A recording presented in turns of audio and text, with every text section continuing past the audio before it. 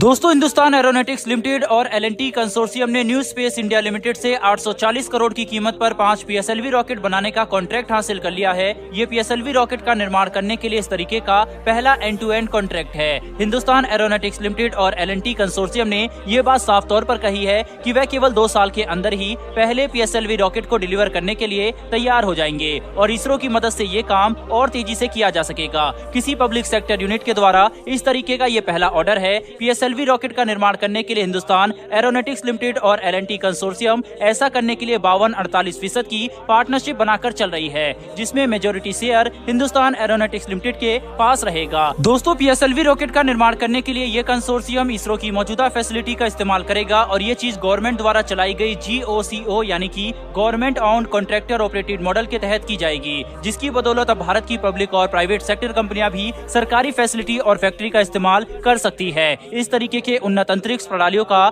निर्माण करने के लिए। इतिहास में पहली बार प्राइवेट और पब्लिक सेक्टर कंपनियां मिलकर PSLV रॉकेट का निर्माण करने वाली है। वहीं पर अभी तक ये काम केवल सरकार और इसरो ही किया करती थी, वह भी अपनी फैसिलिटी में, लेकिन अब ये चीज बदल चुकी है। भारत की प्राइवेट और पब्लिक सेक्टर कंपनियां अभी अंतरिक्ष के क्षेत्र में न कि बस निवेश कर रही है, बल्कि सरकार द्वारा प्रेरित की जाने वाली स्कीम का फायदा उठाकर इस तरीके के एडवांस और उन्नत अंतरिक्ष प्रणालियों का निर्माण करने के लिए भी आगे आ रही है, जो कि भारत के अंतरिक्ष के क्षेत्र में बढ़ते कदम और क्षमता को प्रमाणित करता है। HAL और L&T का ये कंसोर्शियम जिन PSLV रॉकेट का निर्माण करने वाला है, उसमें लगने वाले 80% मैकेनिकल सिस्टम और 60% इलेक्ट्रॉनिक सिस्टम इंडस्ट्री से ही सोर्स किए जाएंगे, जबकि बाकी बचे हुए सिस्टम काफी ज्यादा जटिल है और उनका निर्माण केवल इंडस्ट्री द्वारा खुद ही कर पाना संभव नहीं है। इसीलिए उन्हें या तो सरकार या फिर इसरो ही सप्लाई करेगी। हालांकि भविष्य में जब अंतरिक्ष के क्षेत्र से जुड़ी हुई उपकरणों का निर्माण करने की क्षमता भारत की प्राइवेट और पब्लिक सेक्टर कंपनियां तेजी से बढ़ा लेंगे, तब इस तरीके के हाईली कॉम्प्लेक्स अंतरिक्ष प्रणालियों का भी निर्माण केवल इंडस्ट्री खुद अपने दम पर कर पाएगी।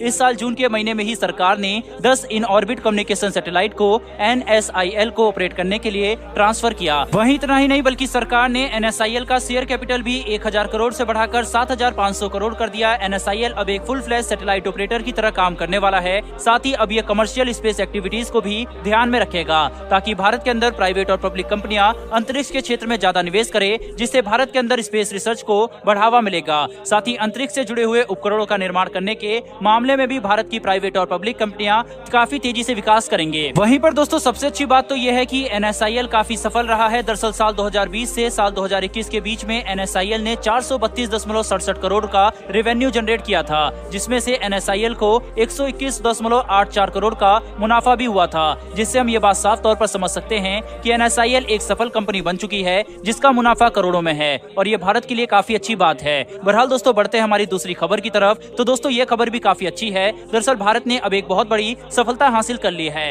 आपको पता होगा कि भारत ने हाल ही में हमारे पहले स्वदेशी एयरक्राफ्ट कैरियर INS विक्रांत को भारतीय नौसेना की सेवा में शामिल किया। लेकिन भारतीय नौसेना की सेवा में शामिल करने के पहले INS विक्रांत के निर्माण के लिए भारत ने जिस स्टील का इस्तेमाल किया, उस स्टील को शुरुआती दौर में रूस से आना था, लेकिन रूस के द्वारा की गई डिले की वजह से भारत ने इस स्टील को भारत के अंदर ही विकसित किया और 2 तरीके के स्टील को विकसित किया गया। पहले स्टील का नाम है 249A और दूसरे का नाम है 249B। वहीं इन दोनों ही स्टील को विकसित करने से भारत ने एक बेहद ही बड़ी सफलता हासिल कर ली है। ये उस ग्रेड का स्टील है जिसका इस्तेमाल सबसे शक्तिशाली और उन्नत रक्षा प्रणाली का निर्माण करने के लिए किया जाता है, जैसे कि एयरक्राफ्ट कैरियर। और अब ये खबर निकल कर आ रही है कि भारत इसी ग्रेड के स्टील का इस्तेमाल अब अपने न्यूक्लियर अटैक सबमरीन को बनाने में भी कर सकता है, जिसके लिए अब स्टील की टेस्टिंग शुरू होने वाली है। आपको पता होगा कि भारत परमाणु अटैक सबमरीन बनाने वाला है और उसके लिए भी हम चाहते हैं कि 95% कंपोनेंट और उपकरण स्वदेशी हो। इसी वजह से अब ये भारत के लिए काफी बड़ी सफलता है कि जो बेसिक स्टील यूज होता है एक युद्धपोत को बनाने के लिए, अब वह भारत के अंदर बनाया जा सकता है। दोस्तों, ये भारत के लिए इतनी बड़ी सफलता इसलिए है क्योंकि इस ग्रेड का स्टील भारत के अंदर इससे पहले कभी बनाया ही नहीं जाता था, लेकिन INS विक्रांत के लिए इसे भारत के अंदर स्वदेशी रूप से विकसित किया गया और अब हम ये देख सकते हैं कि इसका फायदा अब हमारे आने वाले युद्धपोत प्रोजेक्ट में भी हम ले सकते हैं। अब हम ये कह सकते हैं कि भारत मिलिट्री ग्रेड स्टील के लिए पूरी तरीके से आत्मनिर्भर हो गया है। भविष्य में शायद हम जितने भी परमाणु पनडुब्बियां और युद्धपोत का निर्माण करेंगे, अब उन सभी युद्धपोत और पनडुब्बियों का निर्माण करने में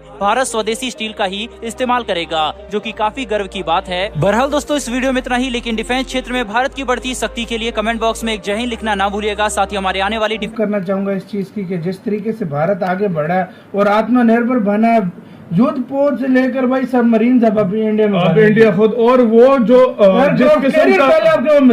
जिस किस्म का मटेरियल उनको चाहिए था ना, स्टील जिस तरह वो आना था सारा रशिया से, लेकिन उधर लेट होता गया। इंडिया ने कहा यार कितना लेट करेंगे, हम अपना खुद